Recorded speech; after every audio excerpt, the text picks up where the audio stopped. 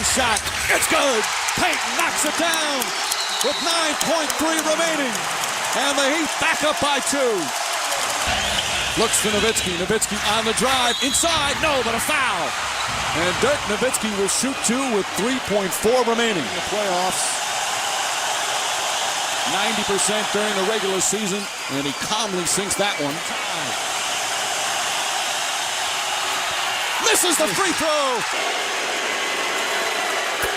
Wade makes it a 2-point game. See the lob, knocked away, and the Heat survive. And by Dwayne Wade. There you go. A stirring fourth quarter comeback. And the Miami Heat right back in the NBA Finals.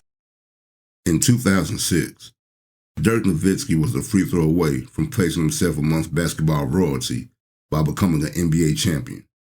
We all know Dwayne Wade went Super Saiyan. The referees may or may not have gave him a little extra help with some foul calls, and the Mavericks just could not recover from losing the chance to go up 3-0 in the finals, ultimately losing to the Miami Heat 4-2. After the loss, Dirk was all but given up on, and he would see some of the lowest points of his career following 2006. But little did the humble superstar know it would all be a setup for what may be the greatest championship run in NBA history.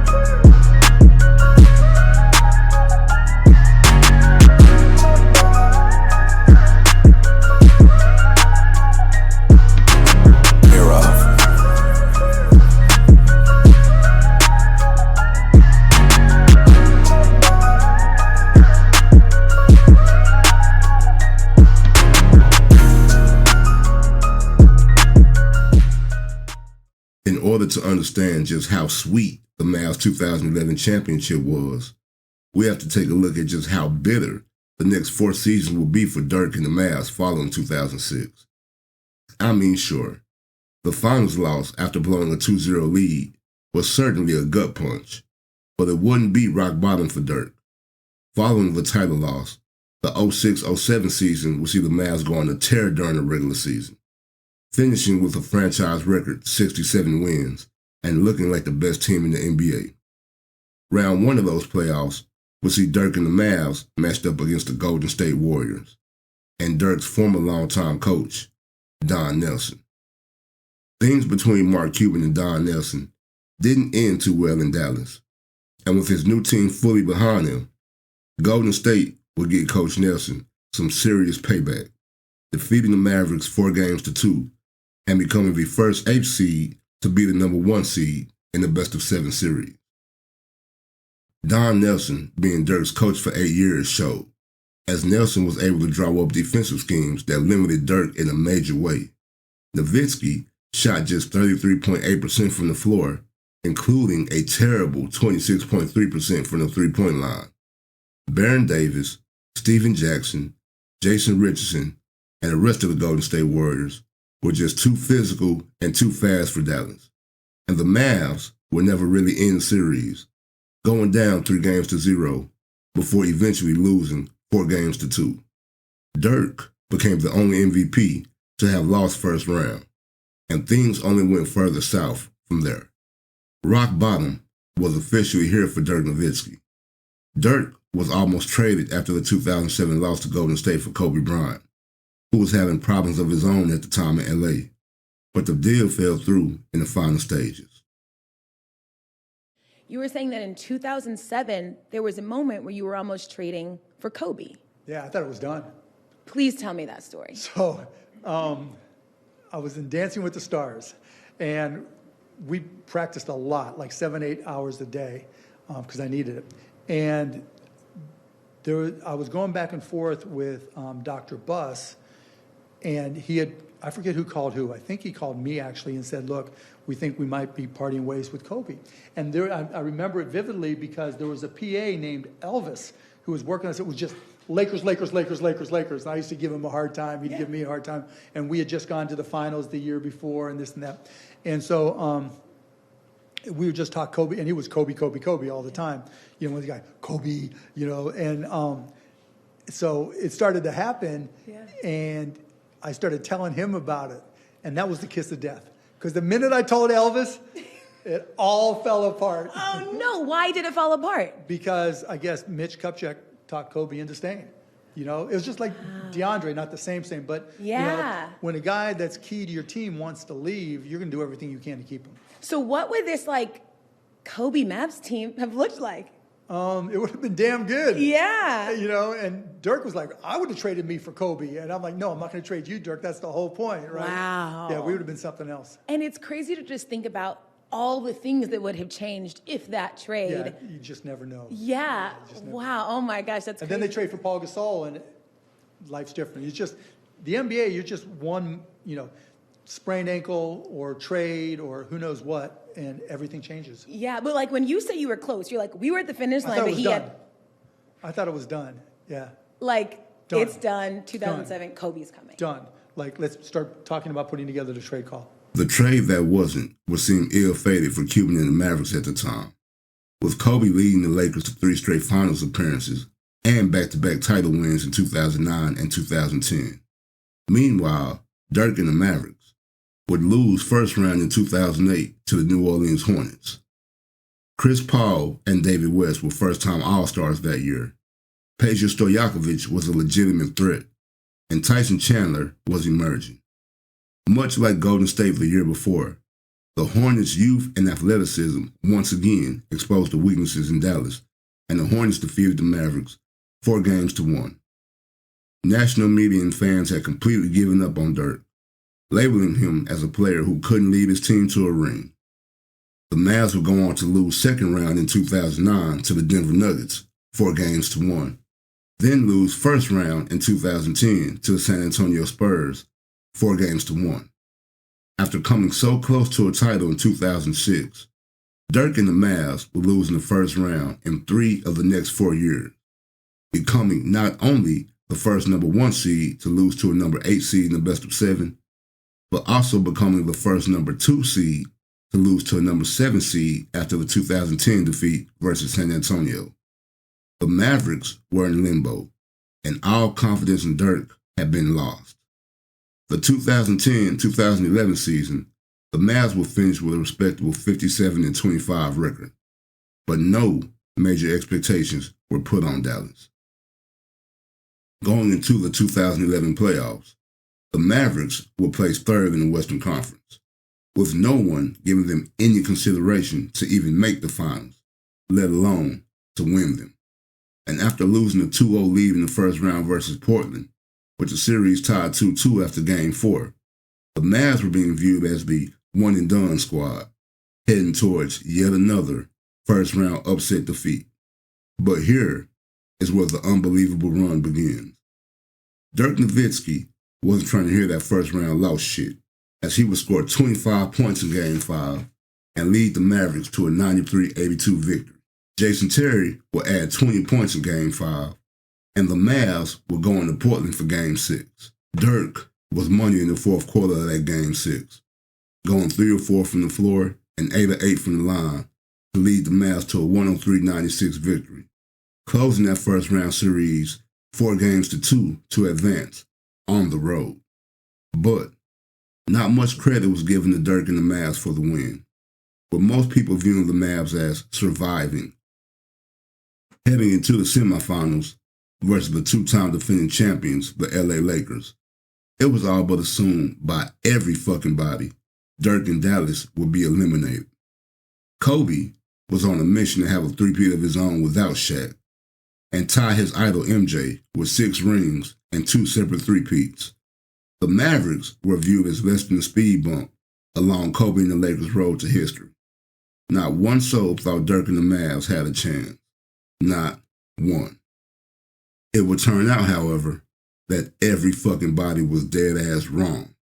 Not only would Dallas defeat the two-time defending champions, they would do it in jaw-dropping, unexpected fashion, sweeping Kobe in LA 4-0, taking the first two games on the road in LA with a close 96-94 victory in Game 1, then a 93-81 victory in Game 2, followed by a highly contested 98-92 victory in Game 3, as the series would shift to Big D.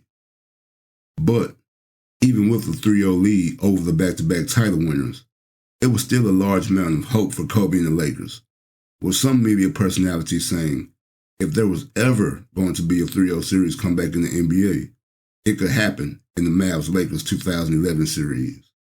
After all, the first three games have been dogfights to the final minutes in Game 2 and the final seconds of Game 1 and Game 3.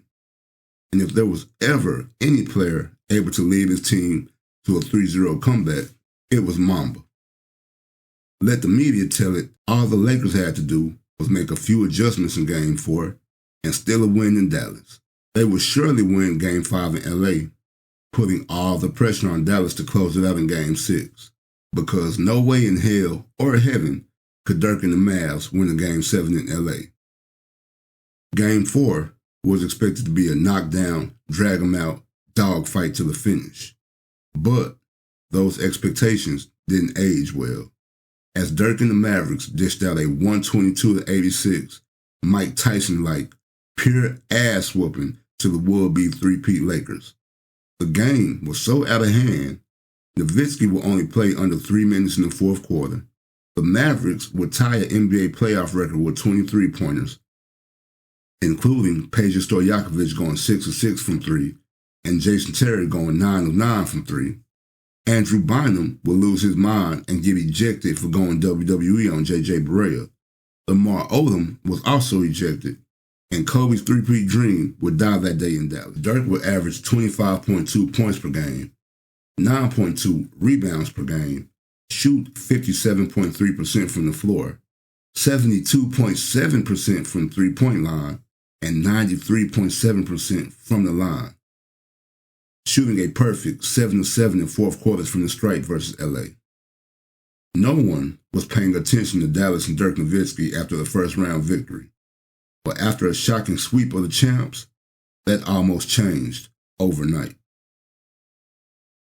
Next up will be Kevin Durant, Russell Westbrook, James Harden, and the young, surging Oklahoma City Thunder in the Western Conference Final.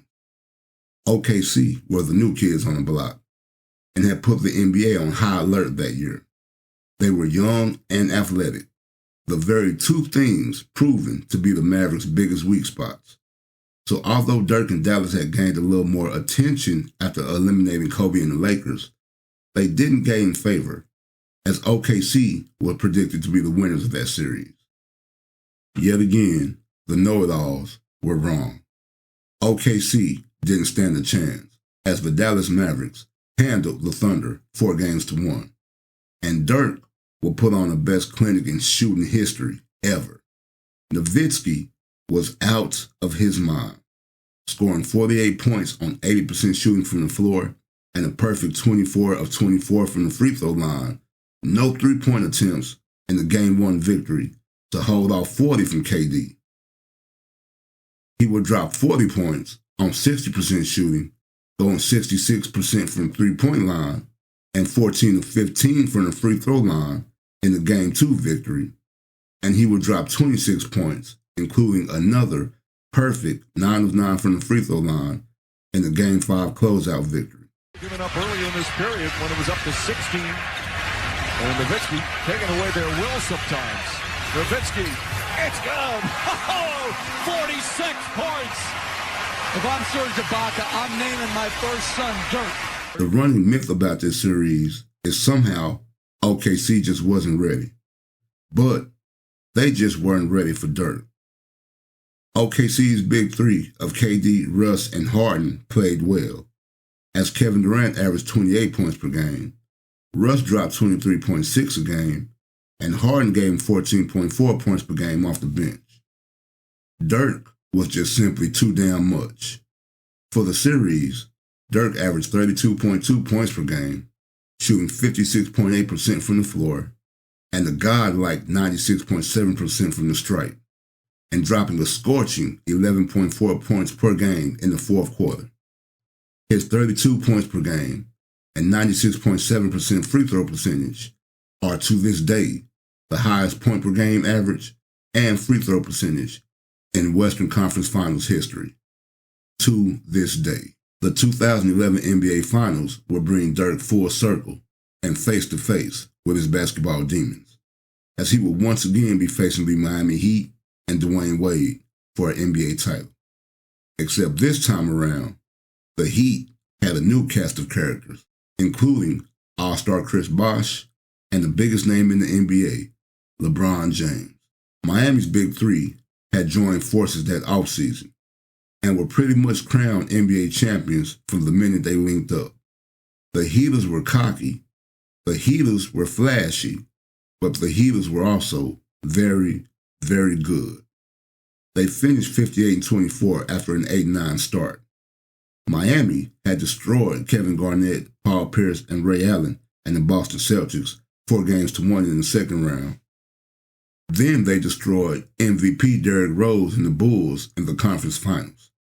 So even though Dirk had led the Mavs to a 4-0 victory versus the Lakers and a 4-1 victory versus the Thunder, the Mavs will once again find themselves as the underdog.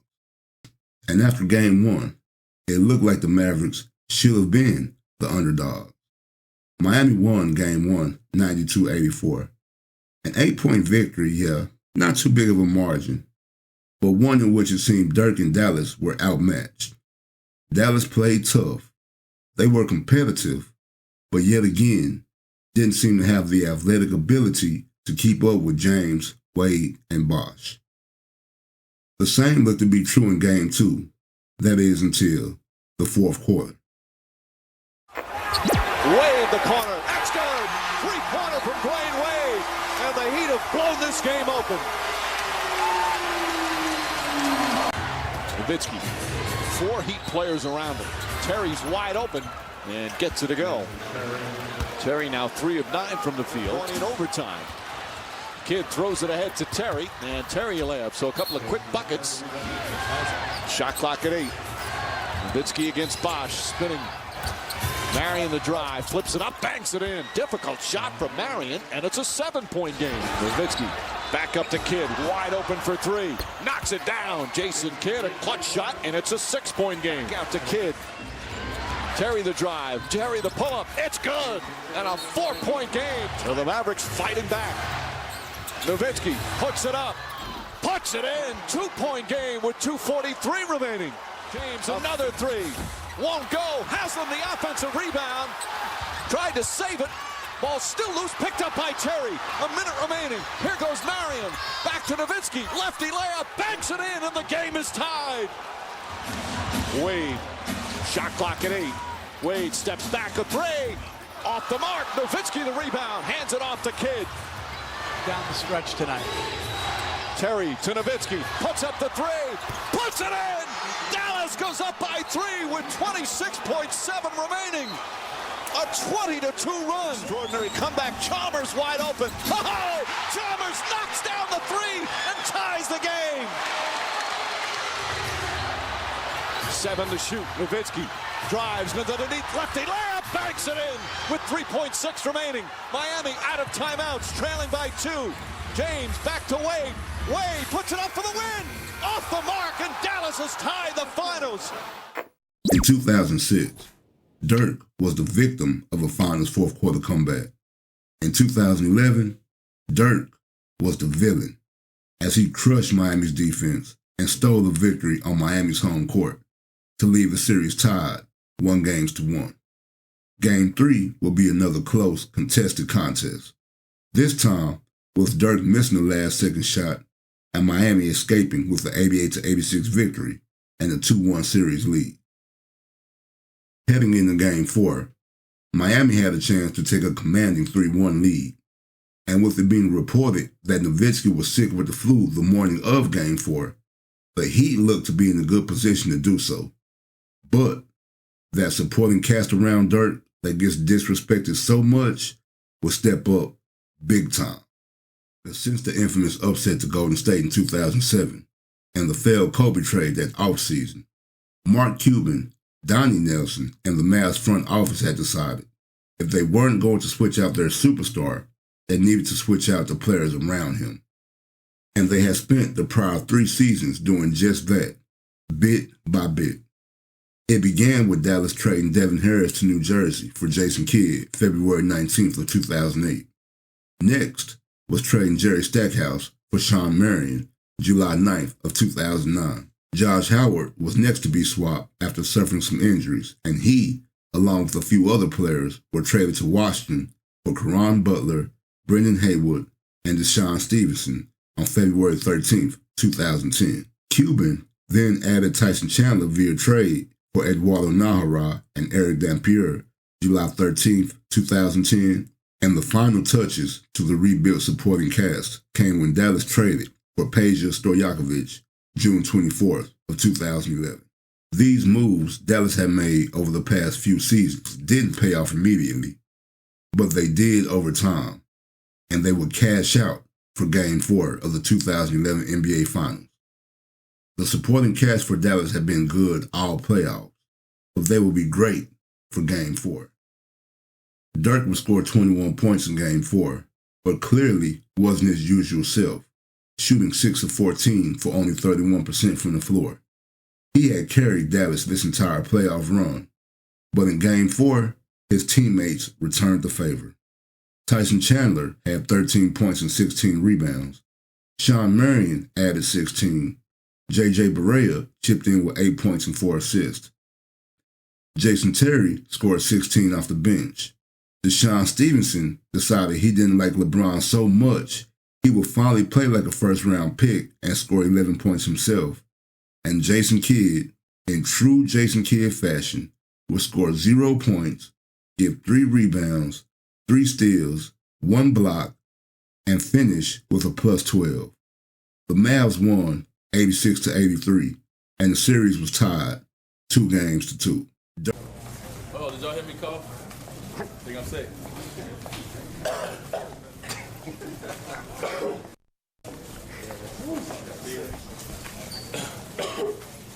Hey, this weather, man. Weather is crazy. It's hard to go from 85-degree weather and then go to 90.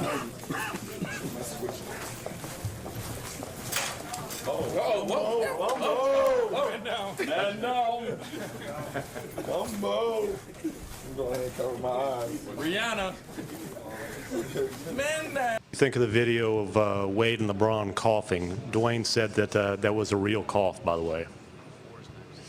Well, I just thought it was a little childish, a little ignorant. You know, I've been in this league for 13 years. I never faked an injury or an illness before. Dirk and the Mavericks would punish the Heat for their arrogance in Game 5 with a balanced attack, having 6 players score 8 or more points, led by Nowitzki's 29.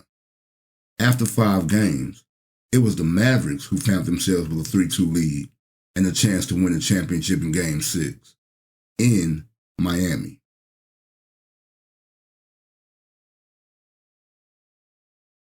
Game 3 would turn out to be Miami's last victory of the series, as Dirk and the Mavs dominated Game 6 on the road, leading from start to finish, leaving the Miami Heat fans hushed and the Miami Heat players humbled. Rick Carlisle had switched to a matchup zone defense ever since Game 2. Eric Spoelstra never found the answer for it. Dirk would drop 21, and Jason Terry would score a game-high 27. And on June 12, 2011, almost 5 years later to the day exactly that Dirk watched Miami celebrate on his home court, Nowitzki would now celebrate on theirs, raising the Larry O'Brien Trophy in Miami and winning Finals MVP. Revenge doesn't get any sweeter. In 2011, Dirk led the Mavs to what I believe is the greatest playoff run ever. Just look at the names and teams Nowitzki and the Mavericks eliminated that year.